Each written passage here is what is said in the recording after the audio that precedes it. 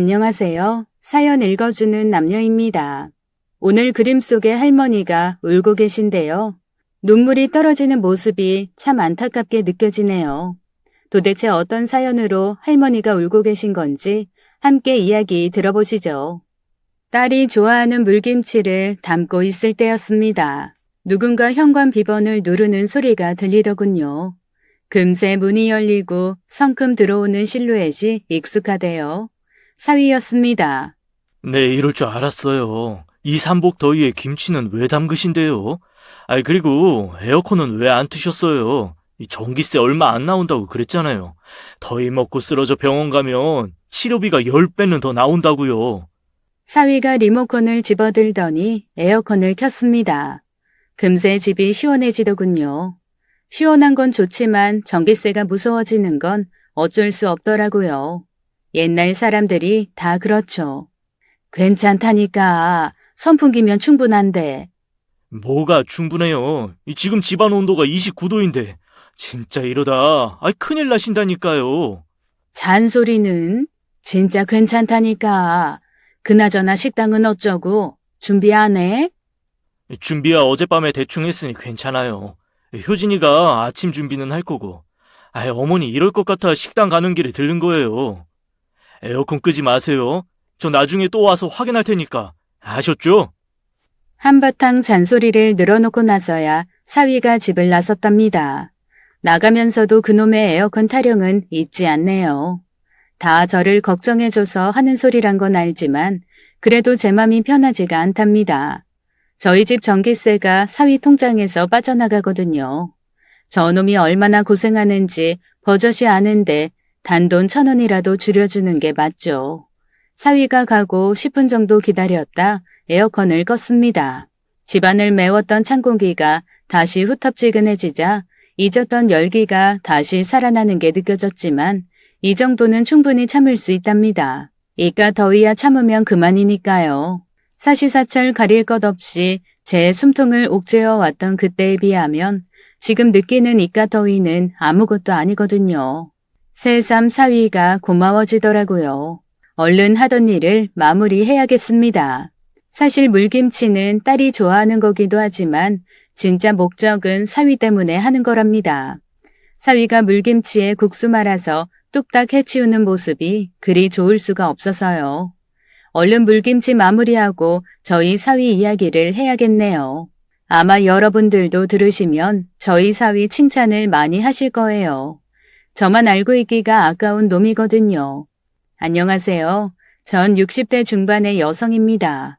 이 세상에서 저를 가장 아껴주는 딸과 사위를 가진 여자죠. 남편은 20여 년 전에 저와 딸을 버려두고 떠났답니다.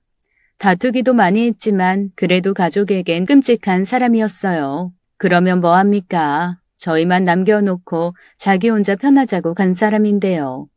그때의 충격이 얼마나 컸는지는 말 안 해도 아실 겁니다. 콩팥이 부실하기는 했지만 그것 말고는 어디 하나 아픈 데가 없던 사람이었으니까요. 갑작스런 사고로 제 곁을 떠나간 그 사람이 떠오르니 또 마음이 울적해집니다. 남편을 처음 만난 건 제가 양구에서 부모님의 식당을 도우던 때였습니다. 군부대 근처에 있던 곳이라 부사관들이 많이 찾던 곳이었어요. 당시 남편이 중사로 근무하던 때였답니다. 아시겠지만 군인들은 여자만 봐도 난리가 나는 사람들 아닙니까? 덕분에 제가 식당을 찾아오는 젊은 군인들의 구애를 꽤나 많이 받았답니다. 그런다고 무슨 일이 일어나는 건 아니었지만요. 새까맣게 그을린 얼굴에 짧은 머리를 지닌 남자들이면 다 똑같아 보였거든요. 근데 남편은 안 그랬어요. 분명히 직업 군인인데도 뽀얀 얼굴을 하고 있었거든요. 눈에 안 띌 수가 없었어요. 게다가 다른 군인들과는 다르게 제게 그 흔한 추파 한번 안 던진 사람이었답니다. 어느 순간부터 저도 몰래 눈길이 갔어요. 그래도 제가 여잔데 먼저 대쉬할 수는 없지 않습니까? 아마 그 일이 없었다면 남편과 만나게 되는 일은 없었을 거예요. 어느 날이었습니다. 주말이어서 다들 조금 한가로운 분위기였어요. 그래서일 거예요. 평소에도 저를 좋다고 따라다니던 중사 하나가 낮부터 술을 마셨는지 얼굴이 불쾌한 상태로 저희 식당에 들어왔답니다. 잦은 일은 아니지만 드문 일도 아니어서 평소처럼 주문을 받고 들어오려는데 글쎄 그 사람이 갑자기 제 손을 잡지 뭐예요. 왜 이러세요? 놓으세요. 아이, 진짜 너무하네. 이 정도면 차는 한 잔 마셔야 하는 거 아닌가? 제가 그쪽이랑 왜 차를 마셔요? 술 취했으면 곱게 밥 먹고 가요. 빨리 놔요. 싫은데? 나랑 차 마신다. 그러기 전까지는 안 놓을 거야. 그렇게까지 나쁜 사람은 아니었습니다. 근데 술이 들어가니 평소랑은 다르더군요. 홀에서 시끄러운 소리가 들리자 아빠가 나오셨답니다. 그걸 보고는 불같이 화를 내셨어요. 당장 손 안 나? 술 처먹었으면 들어가 곱게 잠이나 자. 딸 가진 아빠라면 당연히 그럴 일이었죠. 게다가 부대 앞에서 군인들만 상대하던 분이셨으니 금세 해결될 거라고도 생각하셨고요. 근데 그날은 좀 달랐어요. 아마 술을 생각보다 많이 마신 탓이었을 거예요. 아빠의 호통에도 제 손을 놓지 않으니 아빠가 화가 많이 나셨어요. 당시 아빠 나이가 50대 후반이긴 하셨어도 웬만한 젊은 친구 못지않게 힘을 쓰실 때였거든요. 아빠가 힘으로 그 사람을 뜯어내려 했는데 안 됐답니다. 아무리 술이 취했다 해도 한참 때 나이의 군인이니 아빠가 감당이 안 됐어요. 가볍게 뿌리치려던 거였는데 아빠가 저만큼 밀려나가셨답니다. 금세 식당이 시끄러워졌어요. 그 사람은 그걸 보고도 여전히 저한테 추궁거리는 걸 멈추지 않더군요. 엄마가 나와서 신고한다고 윽박 지르기까지 했음에도 막무가내였어요. 참 난감하더라고요. 말만 그랬지 신고는 사실 힘들었거든요. 저희가 신고를 하면 그 친구가 곤욕을 치르게 될 거라니 그럴 수도 없었어요. 부모님에게는 다 아들 같은 친구들이니 그러실 수가 없었죠. 이도 저도 못하고 옥신각신하던 그때였어요. 야, 이 새끼야. 술 처먹고 하는 짓이 고작 그거냐?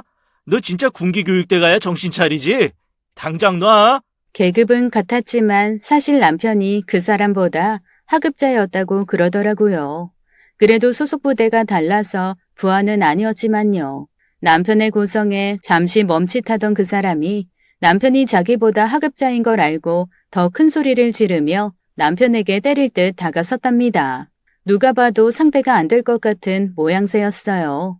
그리 크지 않은 체구에 뽀얀 얼굴을 한 남편과 달리 그 사람은 덩치도 컸고 새까맣게 그을린 얼굴과 단단한 몸이 진짜 한싸움 할 것 같은 분위기였거든요.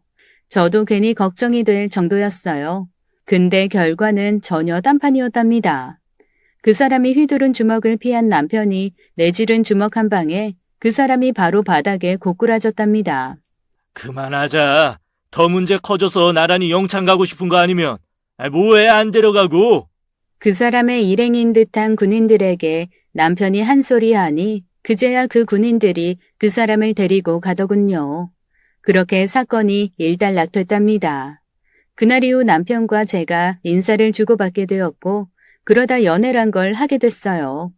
알고 보니 남편이 저보다 2살 더 어리더라고요. 부모님은 제 연애가 그리 탐탁지는 않으셨대요.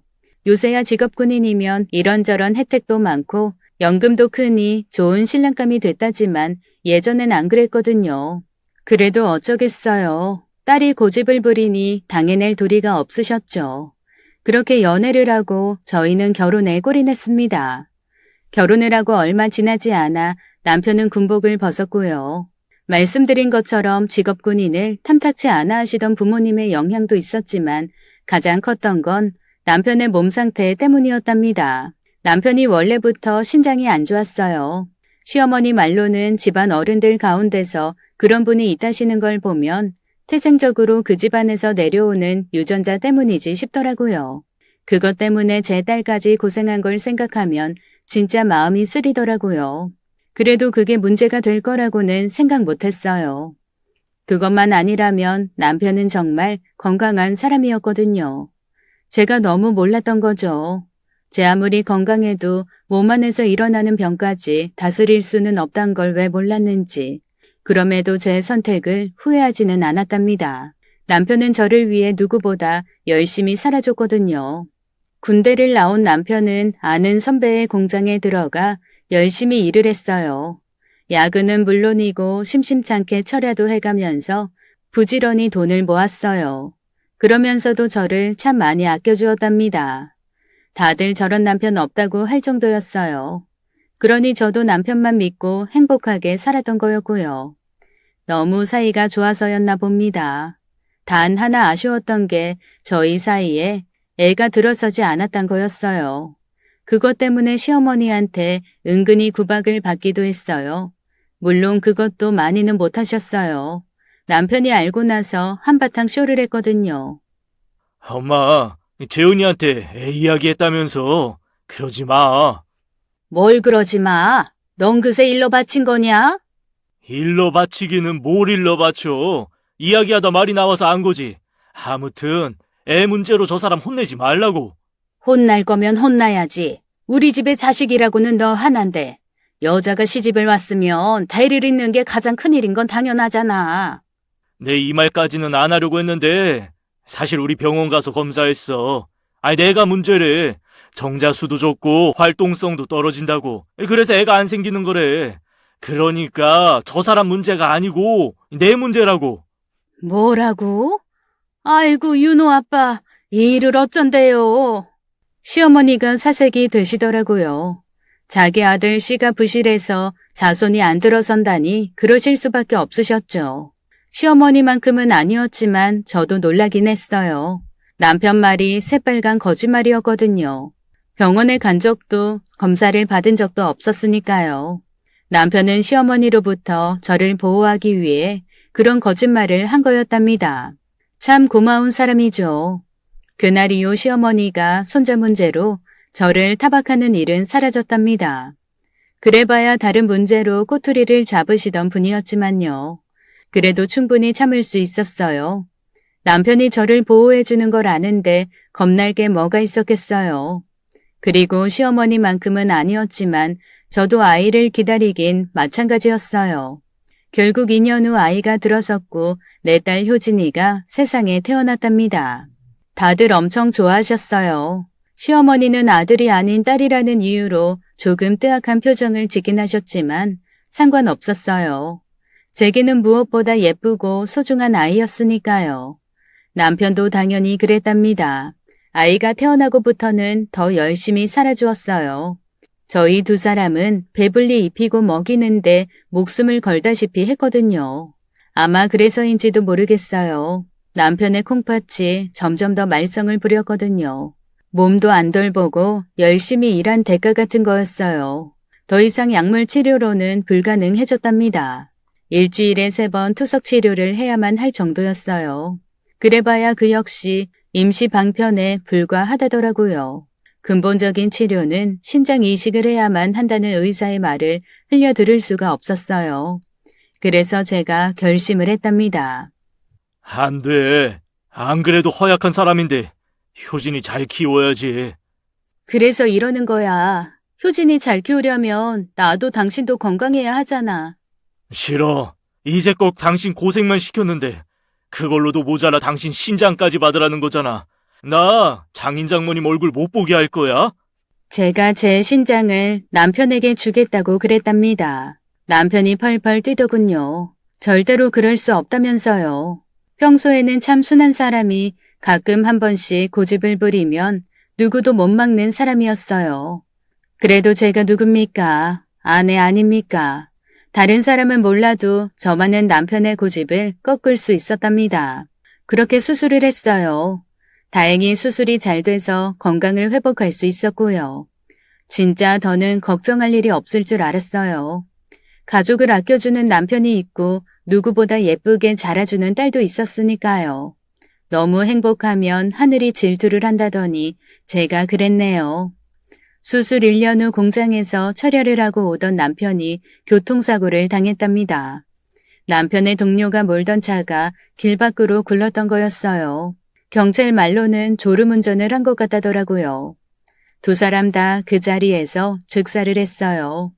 처음 그 소식을 들었을 때 도저히 믿을 수가 없었어요. 멀쩡한 얼굴로 회사를 다녀온다던 사람이 얼굴 끝까지 하얀 천을 뒤집어 쓸 거라고는 단 한 번도 생각하지 않았으니까요.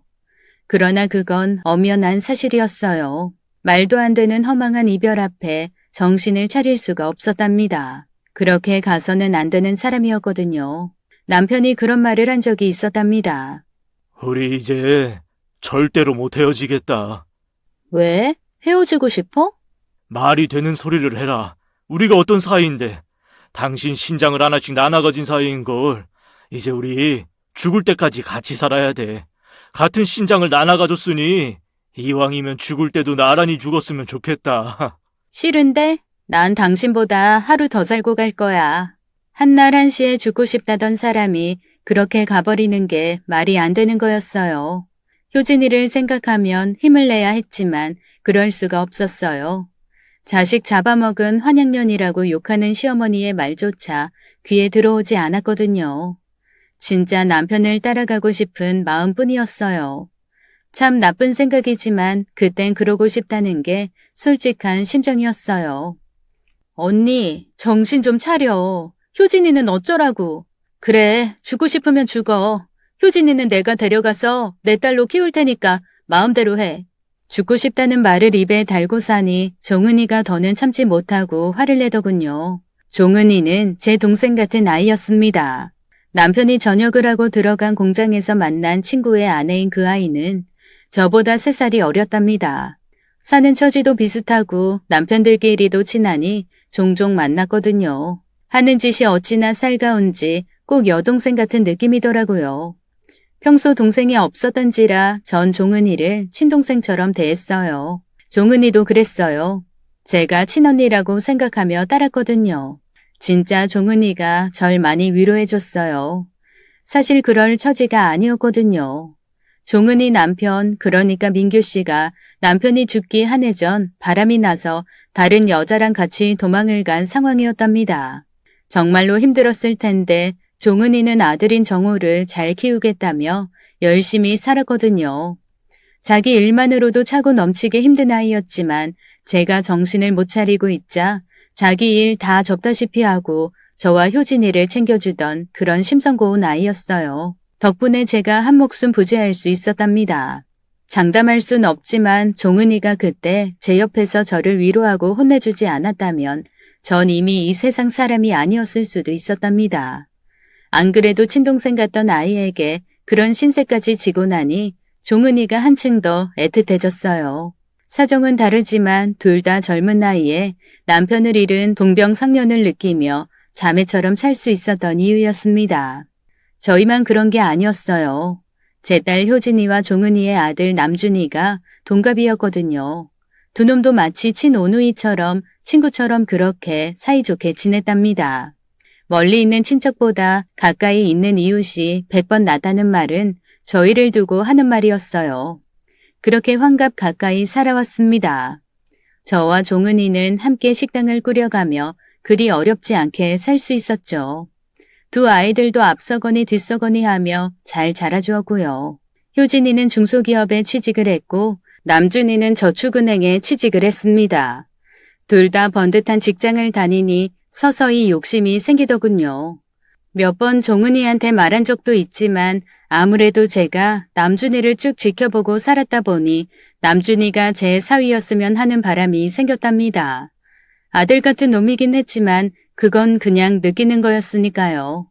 사위라면 진짜 제 가족이 되는 거 아닙니까? 남준이 연애하는 거 아니지? 자세한 말은 안 하는데 그런 거 같아. 주말에 어디 안 나가고 집에 있는 거 보면 그런 거겠지. 효진이도 그래. 둘 다 어디 모자라는 것도 없는 것들이 왜 연애를 안 하나 몰라? 그럴 거면 둘이 사귀면 좋겠구먼. 그러게, 나야 좋지. 효진이가 내 며느리가 되면 걱정할 게 없겠다. 맨날 덜렁거리는 저놈한테는 효진이처럼 딱 부러지는 애가 제격인데. 우리끼리 이런 말 하면 뭐래. 두 놈이 좋다고 그래야 하는 건데. 그게 쉽겠니? 어려서부터 친남매처럼 지내왔으니 연애 감정이 생기는 것도 쉬운 일은 아닐 거고. 그냥 우리끼리 혼인신고 해버릴까? 괜찮은 생각이네. 근데 장모 자리가 좀. 뭐야? 그러는 시어머니 자리는 괜찮아서 내가 이러는 줄 아니? 시어머니 자리가 어때서 최고구만. 하하. 정말 흉어물 없는 사이였답니다. 서로 못할 말이 없는 그런 사이였죠. 애를 키우면서 생기는 고민은 물론이고 혼자 사는 여자의 애환조차도 가리지 않고 털어놓을 수 있는 그런 사람이 어디 흔하겠습니까? 남편이 들으면 서운하겠지만 남편에게도 하기 힘들었던 말들조차 종은이한테는 주저없이 털어놓을 수 있었으니 정말 소중한 사람이었음이 분명했습니다. 그렇게 함께 늙어가고 그렇게 나란히 죽을 거란 기대를 했어요. 그런데 종은이는 그게 아니었나 봅니다. 어느 날 종은이가 가게에 나오질 않았어요. 아무리 아파도 가게에 나와서 일손을 거들던 아이였습니다. 자기가 안 나오면 나 혼자 고생할 것 아니 그게 싫어서라도 가게에 나오던 아이가 갑자기 연락도 없이 나오질 않으니 걱정이 안 될 수가 없었죠. 바로 전화를 했습니다. 근데 전화도 받질 않더군요. 정말로 큰일이 일어났나 싶어 남준이한테 전화를 걸었답니다. 남준이도 전화를 받질 않더군요. 결국 가게를 닫고 종은이 집에 갔답니다. 배를 눌렀지만 아무도 나오질 않았습니다. 더 놀라운 건 우편함에 각종 고지서 영수증이 가득했다는 겁니다. 대부분은 연체요금을 내라는 것이었어요. 개중에 대출금 상환을 알리는 것들도 있었고요. 얼마 전 일이 머리를 스치더라고요. 언니, 나 무슨 일인데 왜 말을 하다 말아. 아니야, 그냥 갑자기 할 말이 생각이 안 나네. 무슨 말을 하려고 했는데.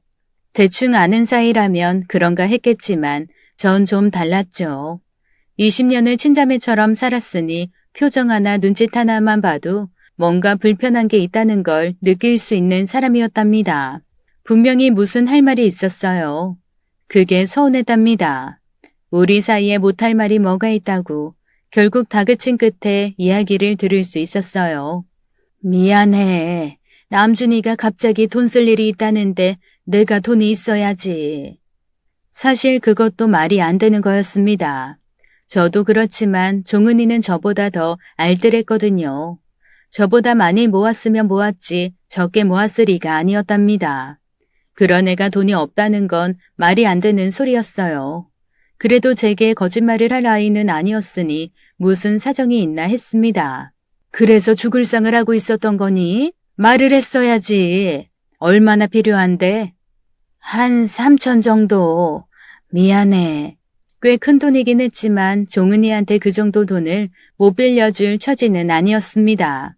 아니할 말로 그냥 주라고 해도 선뜻 내놓았을 겁니다. 종은이가 없었다면 그 어려운 시절 무사히 버텨나갈 수도 없었을 테니까요. 그 길로 은행에 가서 돈을 찾아주었답니다. 자, 남준이한테 줘. 더 필요하면 말하고. 내가 예비 사위한테 미리 주는 거라고 생각해. 고마워 언니. 그리고 미안하고. 평소 같으면 예비 사위니 어쩌니 했다는 걸로 꼬투리를 잡으며 우스갯소리를 해야 정상이었는데 그날은 그저 고맙고 미안하다는 말이 다였답니다. 아무래도 단단히 큰일이 난 거란 생각이 들었어요. 바로 물어봐야 했습니다. 그랬다면 그 끔찍한 일들은 피할 수 있었을 테니까요. 제 딴에는 그게 배려라고 생각했어요. 나한테도 말하기 힘든 일인가 싶어 조금 시간을 주려고 했던 거죠. 제가 아는 종은이라면 시간이 걸려도 언젠가는 제게 다 털어놓을 거란 걸 아니까요. 그러긴 했습니다. 단지 그 시간이 너무 오래 걸렸다는 게 문제였지만요. 그리고 당시 저를 어지럽히던 문제가 생긴 것도 종은이에게 온전한 신경을 못 써준 이유였습니다. 구씨 집안의 몹쓸 유전자가 효진이를 괴롭혔거든요. 효진이의 신장이 대학 무렵부터 말썽을 일으켰답니다. 아직 젊은 나이라 괜찮을 거라 생각했는데 취직 후 스트레스가 많아진 탓인지 점차 상황이 나빠졌거든요. 그런 문제로 인해 종은이에게 온 신경을 못 써준 거였습니다. 그게 두고두고 한으로 남을 줄도 모르고요. 그게 한 달 전이었습니다. 제게서 돈을 가져간 이후에도 좀처럼 종은이의 표정이 밝아지질 않았어요. 무슨 일인가 궁금했지만 먼저 말을 안 하니 코치코치 캐물을 수가 없었어요. 그러다 도저히 못 참겠어서 물어보기는 했습니다. 너 진짜 무슨 일 있는 거지? 말을 해봐. 내가 도움이 안 될 수도 있겠지만 그래도 털어놓고 나면 네 속은 조금 나아지지 않겠니? 미안. 티 안 내려고 하는데 잘 안 되네. 조금만 기다려줘. 내가 언니한테 다 말할게. 미안해. 더 물었어야 했는데 종은이가 그렇게까지 말을 하니 그럴 수가 없었어요. 그렇게 시간이 흐른 끝에 종은이가 사라진 거였어요. 남준이도 마찬가지였고요. 처음부터 없었던 사람처럼 모자가 사라지고 나서 꽤나 힘들었답니다. 제게 종은이는 친동생이면서 친구였고 때론 남편이었고 아내였던 존재였기 때문이었어요. 경찰에 신고해야 하나 고민하기도 했지만 가족도 아닌 제게 그럴 자격은 없다더라고요. 종은이가 사라졌지만 세상은 여전히 그대로되어 차곡차곡 시간이 흘러 어느덧 5년이라는 시간이 지났답니다. 종은이를 기억 속에서 지운다는 게 쉽지는 않았지만 그럴 수밖에 없었어요. 효진이의 신장이 제대로 말썽을 부렸거든요. 의사가 그러더라고요. 환자분 나이에 비해 진행이 너무 빠르네요. 아무래도 가족력도 있고 스트레스도 심해서 그런 거 아닐까 싶은데요. 일단 투석 치료를 하겠지만 다음도 생각하셔야 할 것 같아요. 혹시 주변에 신장을 제공할 만한 분이 계실까요? 아무래도 뇌사자나 일반인 공연은 여러 이유로 쉽지 않아서요. 효진이에게 신장을 줄 사람이 어디 있겠습니까? 시댁 어른도 저희 부모님도 이 세상뿐이 아니신데다가 남편과 저 둘 다 혼자인 사람이니 친척 찾기도 만만치 않았거든요. 줄 수 있는 사람은 저였는데 전 그럴 수가 없었어요. 말씀드린 것처럼 제 신장 하나는 남편에게 떼주었으니까요. 하나 남은 신장이라도 떼줄 수만 있다면 100번이고 1000번이고 그랬을 겁니다. 근데 그건 안 된다니 방법이 없더라고요. 할 일 없이 타인의 공여만 기다렸답니다. 우리나라가 장기 기증을 그렇게 안 하는 나라라는 걸 처음 알았어요. 우리 효진이의 망가진 신장을 대신해 줄 사람이 좀처럼 나서지 않았답니다. 하루가 다르게 앙상해져가는 효진이를 보는 하루하루가 지옥이었습니다. 남편이 죽었을 때도 이렇게까지는 힘든 느낌이 아니었거든요. 그래서 부모 자식은 천륜이라는 건가 했답니다. 그렇게 애를 태워가던 어느 날이었어요. 핸드폰에서 띵동하는 소리가 들렸습니다. 문자 같은 게 온 거라고 생각하고 열었다 깜짝 놀랐어요. 제 통장으로 누가 3천만 원이라는 거액을 입금했다는 알림이었어요. 놀란 건 사실이지만 누구인지는 분명했어요. 제게 3천만 원을 보낼 사람은 종은이 뿐이었거든요. 아쉽게도 보낸 사람의 이름은 없었어요. 그저 죄송합니다란 표식이 다였으니까요. 그래도 종은이라는 건 확실했어요. 잊고 있었던 종은이가 떠오르자 안도의 한숨이 나더군요. 이렇게 돈을 보낼 정도면 그래도 큰 탈이 생겼다는 뜻은 아닐 테니까요. 그 시간이 지나자 서운하더니 곧 화가 나대요. 무슨 사정인지는 모르지만 제가 자기를 어떻게 생각하는지 뻔히 알면서 연락도 없이 딸랑 돈만 보냈다는 게 너무 그렇더라고요. 그깟 돈 없이도 잘 살아왔으니 돈이 아닌 다른 게 필요했거든요. 그때라도 종은이가 내 앞에 나타난다면 종은이를 잡고 효진이 이야기나 한껏 하고 싶었어요. 예전에 그런 말을 했거든요. 효진이 신장 언젠가는 이식해야 하는 거지? 언니가 형부한테 해준 것처럼. 그렇겠지. 그래도 아직 효진이가 젊으니 괜찮을 것 같긴 한데 언젠가 그런 때가 올 텐데 그럼 어떡하지? 내 신장은 하나밖에 없으니 주고 싶어도 줄 수가 없는데. 벌써부터 걱정은 언니 말대로 효진이 어리잖아. 건강하니 크게 번지지 않을 수도 있는 거잖아. 그리고 만약에 그런 일이 벌어져도 걱정할 게 뭐야? 내 신장 2개잖아. 그리고 남준이도 있고. 아서라, 말이 안 되잖아. 말이 안 되긴. 듣고 나니 서운하네. 내가 언니 동생이고 남준이가 언니 아들인데 가족끼리 신장 하나 못 줄까? 왜 우리는 언니 가족이 아니라서 그래? 그런 얘기 아니란 거 알잖아. 너희야 당연히 내 가족이지. 아무리 그래도 멀쩡한 신장 떼게 할 수는 없어. 2번 다시 그런 이야기 하지 마. 언니야말로 그런 말 하지 마. 우리가 가족이라면. 그런 사람들이었어요. 가족이라 해도 쉽게 결정 내리지 못할 문제였는데 종은이는 너무 당연하다는 듯 한치의 망설임 없이 자기나 남준이 신장을 떼준다고 말을 했답니다. 제가 그 애들한테 받은 게 너무 많았어요. 근데 저는 해준 게 없으니 생각할수록 미안하더라고요. 3천만 원으로 그 애들이 제게 준 걸 갚을 수는 없었답니다. 그러니 그때라도 나타날 일이었어요. 그럼 아무 일 없다는 듯 예전처럼 대할 수 있었답니다. 그러나 두 사람은 끝끝내 제 앞에 모습을 드러내지 않았어요.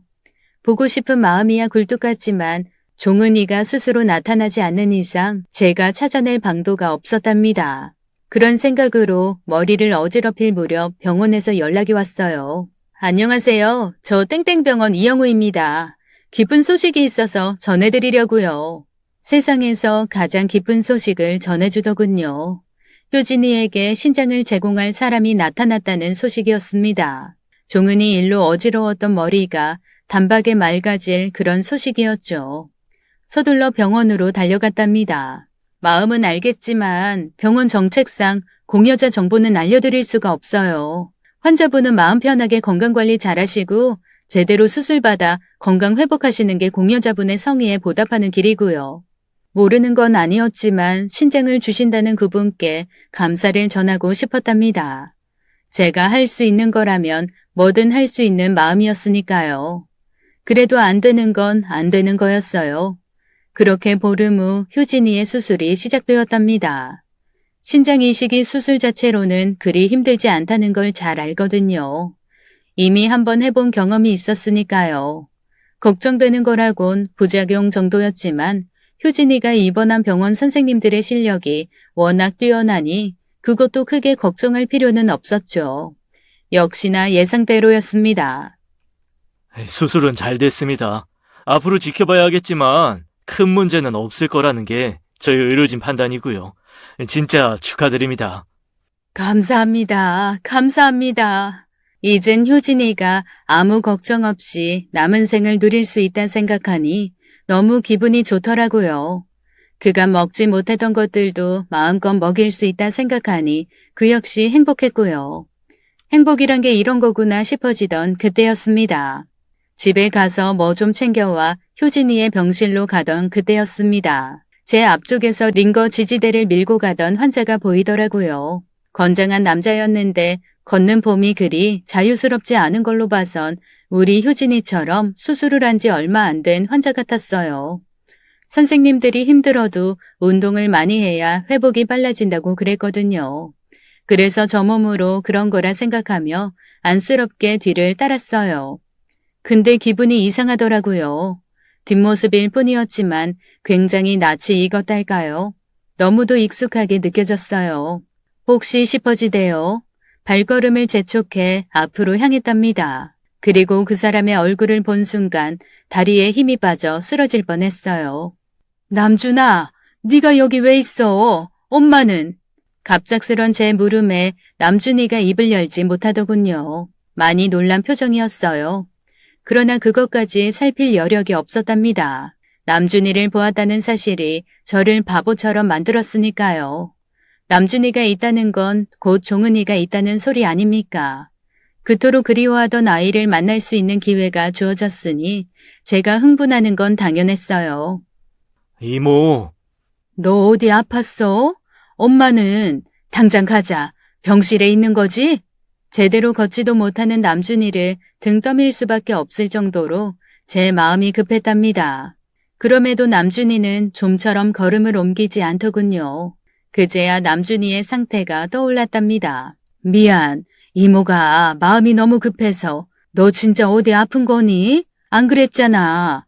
네 엄마 병원에 있지? 어서. 아니다, 천천히 병실로 가자. 숨 쉴 틈 없이 이어지는 제 말에 남준이가 어쩔 줄 몰라 하더니 금세 닭똥 같은 눈물을 흘리지 뭡니까. 남준아, 왜 그래? 많이 아파? 이리 와, 이모한테 기대. 죄송해요. 저 때문에. 역시나 말을 잇지 못하고 눈물만 흘리는 남준이를 보면서 뭔가 이상하다는 생각을 했어요. 일단 남준이를 근처에 있는 의자에 앉혔답니다. 남준아, 울지 말고. 무슨 일인데? 이모한테 말해봐. 조금 이상한 감이 들긴 했지만 그래도 별일 아닐 거라 생각했어요. 그냥 남준이가 저를 오랜만에 봐서 그러는 걸 거라고 생각했답니다. 그게 아니었어요. 남준이 입에서 나온 이야기를 들으며 몇 번이고 울음을 참아야 했거든요. 종은이가 어쨌다고? 아니지. 남준아, 그럴 리가 없잖아. 네 엄마 이제 환갑인데 아픈데 하나도 없는 애잖아. 종은이가 죽었다더라고요. 그것도 2년 전에. 심장마비셨어요. 죄송해요. 제가 집에 있었어야 했는데, 그랬으면 엄마 아픈 거 발견하고 병원 모셨을 텐데, 저 때문이에요. 정신 못 차리고 술만 마시느라 엄마를 방치했어요. 이모, 저 어떡해요? 남준이가 아기 때처럼 울었답니다. 자기 탓이라며 울기만 하는 남준이를 달래느라 전 종은이가 죽었다는 이야기를 듣고도 제대로 울지도 못했습니다. 사실 안 믿겼어요. 종은이가 누구 못지않게 건강한 친구였으니까요. 심장마비라는 게 말이 안 된다고 생각했어요. 그러나 사실이었어요. 한참을 울던 남준이가 좀 진정되고 나서 그간의 사정을 이야기해줬답니다. 그렇게 될 줄 몰랐어요. 엄마랑 이모 편하게 모시고 싶어서 시작한 건데. 남준이가 주식을 했었대요. 처음에는 모아둔 돈으로 조금씩 하다 점차 욕심이 생겼다더라고요. 대출도 받고 했는데 손실이 많이 났다고 했어요. 그러다 하면 안 되는 짓을 저질렀답니다. 남준이가 다니고 있던 저축은행에 공금에 손을 댄 거였어요. 지금 부서에서 일하는 아이였으니 크게 힘들지는 않았대요. 금방 채워 넣으려고 했어요. 근데 계속 손실이 나니까 그게 안 됐어요. 그런데 대출받은 업자에게 원금 상환하라는 독촉이 오니 더 많이 공금에 손을 댔고요. 그걸 엄마가 알았어요. 엄마가 모은 돈을 다 주셨는데 그걸로는 감당이 안 됐고요. 금고 감사 날짜가 다가오는데 돈을 막을 수는 없고. 종은이가 힘들어했던 이유였습니다. 이 바보 같은 게 그런 일이 있으면 제대로 말을 했어야 했는데 그걸 감췄네요. 서운하다는 생각이 잠시 들었지만 그래선 안 됐어요. 종은이가 죽었다는데요. 그래서 어떻게 된 건데? 남준아 말 좀 해봐. 이모 지금 심장이 떨려서. 종은이가 왜? 소리만 내지 않았지 이미 전 울고 있었습니다. 그토록 기다렸던 아이가 이미 이 세상 사람이 아니라는데 안 그럴 수가 없었어요. 이모, 저 좀 힘들어요. 다시금 남준이의 상황이 떠올랐습니다. 아무래도 어디 아픈 모양인데 그런 아이를 잡고 너무 힘들게 했다는 걸 알겠대요. 미안. 이모가 너무 흥분해서. 너 어디가 아픈 거니? 수술한 것 같은데. 남준이가 제대로 대답을 못하더군요. 일단은 남준이를 데리고 병실로 갔습니다. 효진이의 병실 2층 아래에 있더군요. 제가 남준이를 데리고 병실로 가자 간호사가 놀라대요. 두 분이 어떻게 같이 오세요? 혹시 아는 사이세요? 간호사의 반응이 좀 이상했어요. 저희 효진이 병실층을 담당하는 간호사는 아니었지만 저도 아는 분이었거든요. 효진이가 투석받을 때 담당이었으니까요. 네, 제 아들 같은 놈이에요. 우연히 만났어요. 그러셨구나. 그래서 이야기를 하다 흠칫 놀라더라고요. 해선 안 될 말을 한 사람의 표정이었어요. 무슨 말씀이세요? 그래서라뇨. 아니에요. 저 일이 있어서 이만. 간호사가 황급히 병실을 벗어나대요. 고개를 돌려보니 남준이 표정이 방금 전 간호사의 그것과 같더라고요. 아무래도 제가 모르는 무슨 비밀이 있는 눈치였어요. 뭐니? 남준이 너 아는 거 있지? 뭔데? 주저하는 남준이를 한참 밀어붙였네요. 그리고선 비로소 진실을 들을 수 있었습니다. 효진이에게 신장을 준 게 남준이었다더라고요. 한숨이 나오대요. 종은이가 말한 그 일이 진짜 이루어졌다는 거였으니까요. 왜 그랬어? 왜 멀쩡한 네 몸에 칼을 대냐고? 그럼 이모가 좋아할 줄 알았니? 엄마 유언 같은 거였어요. 엄마가 매번 그랬거든요. 용서받을 순 없겠지만 나중에 혹시라도 효진이 상태가 안 좋아지면 저보고 신장을 주라고 매번 그러셨어요. 저 사실 지난번에 이모랑 효진이 왔어요. 엄마 유언대로 이모가 주신 돈 다 마련해서 직접 드리려고 집에 갔는데 마침 택시에서 이모랑 효진이가 내리더라고요.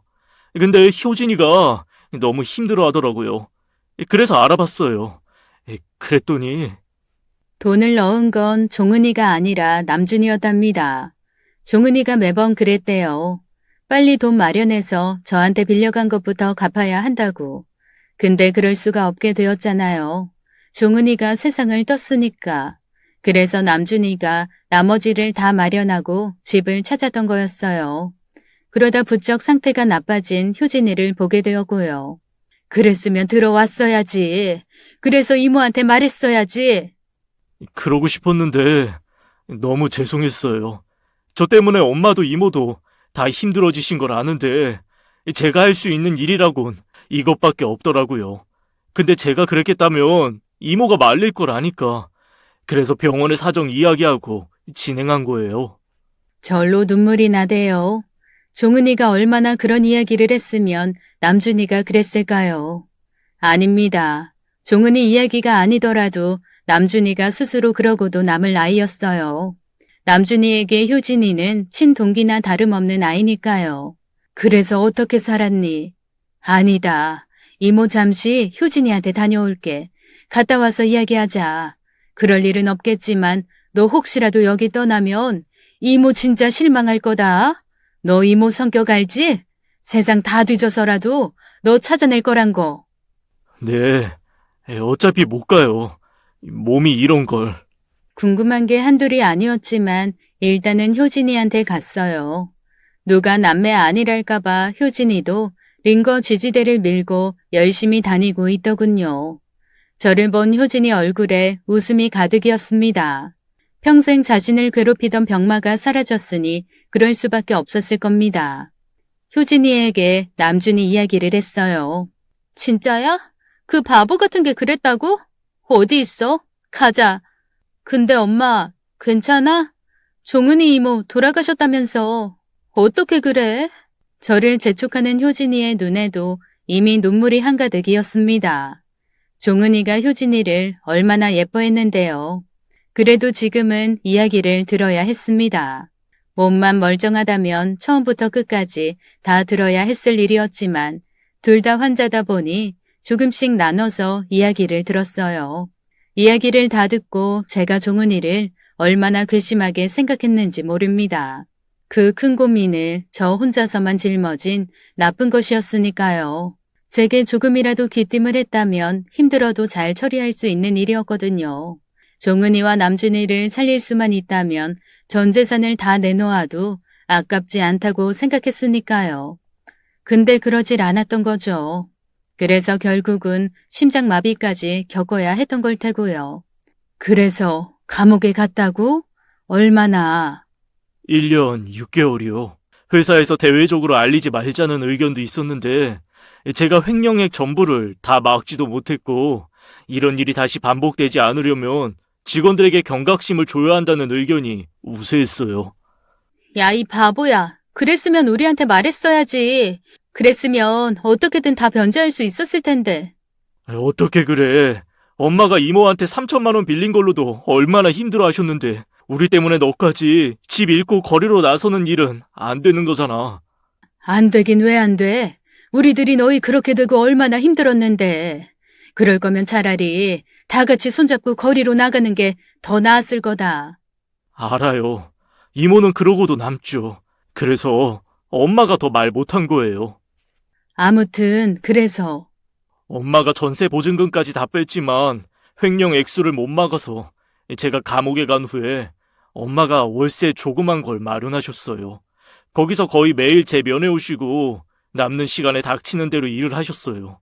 이모 돈 마련한다고. 저야 감옥 안에서 아무 일 안 할 동안에 그러셨어요. 저 나오고 보니 엄마가 반 가까이 모으셨더라고요. 저도 도와야 했는데 그러질 못했어요. 저 매일 술만 먹고 돈만 축냈어요. 엄마가 그 고생하는 걸 보면서도 제 인생 끝났다고 생각만 했어요. 그런데도 엄마는 괜찮다셨어요. 살다 보면 돌부리에 넘어지기도 한다면서. 그렇게 거의 1년 이상을 일하시다가 그만. 전 그때도 술에 취해 있었어요. 엄만 저 때문에 그렇게 되신 거예요. 이야기를 듣다 보니 남준이가 괘씸해지대요. 지놈 때문에 종훈이가 고생하다 그렇게 됐다 싶어서요. 근데 한편 생각해보면 남준이도 불쌍하긴 왜 한 가지더라고요. 그런 전과를 지녔으니 이젠 제대로 된 일은 못할 거란 걸 잘 알았으니 낙담해서 술로 지샌 것일 거잖아요. 제가 어떻게 생각을 해도 남준이는 제 아들이나 마찬가지인 아이랍니다. 아들이 낙담하는데 그걸로 나무랄 수 있는 부모가 어디 있겠어요. 그래도 괘씸한 건 남았답니다. 종은이는 어떻게 보냈니? 제대로 모셨니? 아니요. 장례식도 못 치렀어요. 엄마가 모은 돈이 있긴 했지만 제가 그럴 정신이 없었어요. 장례식도 못 치르고 화장만 해서 엄마 고향 근처에 모셨어요. 엄마가 가끔 술 드시면 말씀하시던 그곳에요. 이 나쁜 놈아, 장례식을 왜 안 해? 나한테 연락했어야지. 그랬으면 이모가 어떻게든 했을 거 아니야. 우리 종은이 불쌍해서 어째. 엄마 진정해. 남준이도 그럴 정신이 없어서 그런 걸 거잖아. 나 퇴원하면 이모한테 가자. 가서 이모한테 이야기하자. 우리 왔다고, 보고 싶었다고. 너무 불쌍했어요. 그렇게 힘들게 살다 떠났는데 죽어서까지 제대로 된 집 하나 없이 떠돌고 있을 종은이를 생각하니 잠을 잘 수가 없더라고요. 아이들이 퇴원하고 나서 바로 고창으로 향했어요. 종은이 고향이거든요. 여기에요. 남준이가 우리를 데리고 간 곳은 나지막한 산 중턱이었어요. 커다란 소나무가 있는 그곳에 종은이가 잠들어 있다더라고요. 나무 밑에 엄마를 모셨어요. 남준이가 들고 온 삽으로 땅을 팠답니다. 얼마나 팠을까요? 종은이의 몸이 담겨진 도자기가 나오대요. 그걸 보니 참았던 눈물이 터지더군요. 얼마나 울었는지 모릅니다. 오죽하면 효진이가 그만 울라고까지 했을까요? 안 울 수가 없었어요. 평생을 고단하게 살았으면 죽어서라도 편해야 하는 거잖아요. 근데 종은이는 죽어서도 그럴 수 없다는 걸 보고 나니 울음을 멈출 수가 없더라고요. 남준이는 고개를 들지 못하더군요. 두고두고 혼을 낼 일이었지만 당장 급한 건 그게 아니었답니다. 종은이를 어루만지듯 도자기를 정성껏 닦았어요. 그리곤 이야기했답니다. 이 몹쓸 거사, 나한테 이야기를 했어야지. 그리고 같이 해결하면 됐잖아. 너 절대로 용서 안 할 테니 그런 줄 알아. 진짜로 그런 맘이었어요. 근데도 눈물이 멈추지 않더라고요. 엄마, 이모 모시고 가자. 가서 제대로 모셔야지. 그래야 했어요. 더 이상 종은이를 이곳에 둘 순 없었답니다. 저희 집에서 가장 가깝고 시설 좋은 납골당을 이미 알아봐 두었어요. 종은이를 언제든 만나러 올 수 있는 그런 곳이었어요. 그곳에 종은이를 모셨답니다. 저와 종은이, 효진이와 남준이가 함께 찍은 사진도 넣었어요. 애들 어릴 때 식당 안 하는 어느 하루 다 같이 놀러가서 찍은 사진이었답니다. 비로소 종은이를 보낼 수 있었어요. 집으로 돌아오자 남준이가 인사를 하더군요. 자기도 가겠다는 뜻이겠죠. 가긴 어딜 가? 너 이모한테 혼날 일이 한둘이 아닌데. 죄송해요. 저 평생 이모한테 죄송해하며 살게요. 엄마한테도요. 내가 그 말을 어떻게 믿어? 잔소리 집어치우고 너 저 방에 들어와서 살아. 제가 어떻게 그래요? 어떻게 그러긴. 네가 지은 죄 다 갚아. 열심히 일도 하고 평생 네 엄마한테 미안해 하면서 살아야지. 이모가 그거 다 지켜볼 거야. 그러려면 내 눈을 벗어나면 안 되는 거고. 지놈이 아무리 고집을 부린다 한들 처음부터 내보낼 생각이 없었답니다. 제가 간호사한테서 얘기를 들었거든요. 남준이가 효진이한테 신장을 주기로 하면서 몸 관리를 했답니다. 술도 끊고 밥도 잘 챙겨 먹었대요. 그래야 조금이라도 좋은 신장을 줄 수 있다는 이유에서였답니다. 그렇다고는 해도 제대로 먹지도 못하고 산 몸이 금방 좋아질 수는 없었을 겁니다. 예전에는 포동포동한 놈이었어요. 그러던 놈이 얼마나 마음고생이 심했으면 예전 그 모습이 하나도 남지 않았을까요? 그걸 보고도 모른 채 할 수는 없었습니다. 그게 아니라도 이유는 있었어요. 종은이를 납골당에 모신 후 둘이서 이야기를 했어요. 물론 저 혼자 한 이야기지만 종은이도 분명 그렇게 대답했을 겁니다. 종은아, 이제 편하게 쉬어. 남은 사람 걱정하지 말고. 남준이는 내가 정신 차리게 할 거다. 옆에 끼고 살며 열심히 일도 하게 하고 먹이는 것도 제대로 먹여서 예전 모습으로 너 찾아오게 할게. 그러니까 넌 아무 걱정도 하지 마. 언니 말 믿지? 응, 언니. 미안해.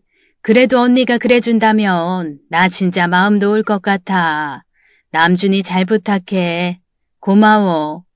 분명히 그렇게 말했을 겁니다. 사진 속 웃고 있는 종은이의 목소리가 들린 것 같았어요. 그런데 어떻게 남준이를 내보내겠습니까? 그렇게 남준이는 우리 집에서 머물게 되었어요. 식당에서 일을 하게 했어요. 어차피 일반적인 직장을 찾는 건 힘들었으니까요. 그건 효진이도 마찬가지였답니다. 이제 몸이 멀쩡해지긴 했지만 그래도 걱정이 안 될 수가 없었어요. 직장 생활이 얼마나 스트레스가 많은데요. 다행히 저희 식당엔 사람 손이 필요했거든요. 자랑 같지만 단골들도 적지 않고요. 두 놈을 다 끼고 일하는 게 좋더라고요. 이젠 저도 조금 손을 놓고 싶기도 했고요. 그러다 보니 예기치 않았던 일도 생기더라고요. 어느 날부터 보니 두 놈이 오순도순 이야기를 하던걸요. 뭐 어려서부터 친남매 같던 놈들이니 그런 모습을 본 게 한두 번은 아니었지만 분위기가 달라졌달까요? 예전엔 그냥 남매가 나누는 대화였다면 최근 들어서 보이는 모습은 그게 아니었거든요. 제 촉이 틀릴 리가 없었답니다. 아무래도 신장을 나눠 가진 사이여서 그런 게 아닐까 싶더군요. 제가 남편에게 신장을 주고 그랬던 것처럼 두 아이도 서로 신장을 공유하면서 뭔가 끈끈한 게 생겼지 싶었거든요. 제 예상이 맞았답니다. 두 놈이 뽀뽀를 하다가 제가 들어오니 후다닥 떨어졌거든요. 엄마, 그게 아니고. 이모, 뭐? 나 본 거 없는데. 후라이팬이 어디 갔지? 뭐 오래 썼으니 새 걸로 사려던 참이긴 했다. 엄마 마트 좀 다녀올게. 후라이팬 사와야겠다. 이것저것 하면 1시간은 걸리지 않을까 싶네. 그렇다고 다녀올게. 가게를 나서는데 왜 그리 웃음이 나든지요. 이 모습을 종은이가 봤어야 하는 건데 말이죠. 정말로 좋아했을 거거든요. 결국 두 놈은 결혼을 하겠다고 선언하더군요. 저야 당연히 환영할 일이었고요. 그렇게 두 놈을 맺어주기로 하고 종은이의 납골당을 찾았답니다. 이전까지는 언니의 자격이었다면 그때는 사돈으로서 찾았다는 게 달라진 거였습니다. 종은아, 아니 사돈, 효진이랑 남준이가 결혼을 하겠다네. 사돈은 어떻게 생각하나 해서 왔어. 좋지? 왜? 아직도 효진이는 좋은데 장모 자리가 마음에 안 든다고 그럴 건가? 그래도 어쩔 수 없어. 사돈이 아무리 반대를 해도 내가 밀어붙일 거니까. 우리 종은이가 푸른색 저고리 입고 앉아있는 모습을 못 보는 게 조금 안타깝지만 걱정 마. 내가 두 녀석 행복하게 사는 거 매번 와서 이야기해 줄 테니까. 어쩌면 손자도 곧 볼지도 모르고. 또 올게. 대답을 들을 순 없었지만 아마 종은이도 좋아라 할 게 분명했습니다. 그렇게 종은이와 제가 진짜 가족으로 맺어지게 되었어요. 아이들이 결혼하고 나서 저는 식당 일에서 거의 손을 떼게 되었답니다. 좀 지치기도 했고 두 아이들이 워낙 열심히 하니 굳이 제가 일하지 않아도 괜찮을 거란 생각도 들어서요. 역시나 잘하더라고요. 그래도 가끔 어설픈 모습이 눈에 띄긴 하지만 그런 걸로 잔소리를 하면 안 될 거지 싶었어요. 나이 든 사람이 잔소리 많은 것만큼 꼴사나운 게 없잖아요. 근데 문제가 있긴 해요. 제가 잔소리를 안 하니 남준이가 잔소리 대마왕이 된 거예요. 더운데 에어컨 안 켠다고 잔소리, 추운데 보일러 적게 뗀다고 잔소리는 기본이고요. 끼니마다 밥 먹지 않는다고 잔소리도 기본 레퍼토리랍니다. 그것 말고도 무수한 잔소리를 시전 중이랍니다. 더 얄미운 건 효진이가 그 잔소리를 더 부추긴다는 거예요. 때리는 시어미보다 말리는 시누이가 더 밉다는 말이 왜 나왔는지를 여실히 깨닫고 있는 중이죠. 그래도 좋습니다. 다 저를 아끼고 사랑하니 하는 잔소리라는 걸 아니까요. 가능하다면 오래오래 이 잔소리를 즐기고 싶답니다. 종은이는 좀 서운해 하겠지만 이해해 주겠죠. 오늘 사연 어떠셨나요? 가족보다 더 가족 같은 두 인연이 만나 진짜 가족을 이룬 이야기였네요. 종은이 이모가 너무 일찍 돌아가신 게 안타깝습니다. 세상에 남은 자녀분들이 앞으로 행복하게 사시길 바랄게요. 오늘도 함께 해주신 여러분들도 행복하시길 바라겠습니다. 그럼 저희는 다음 사연으로 돌아올게요.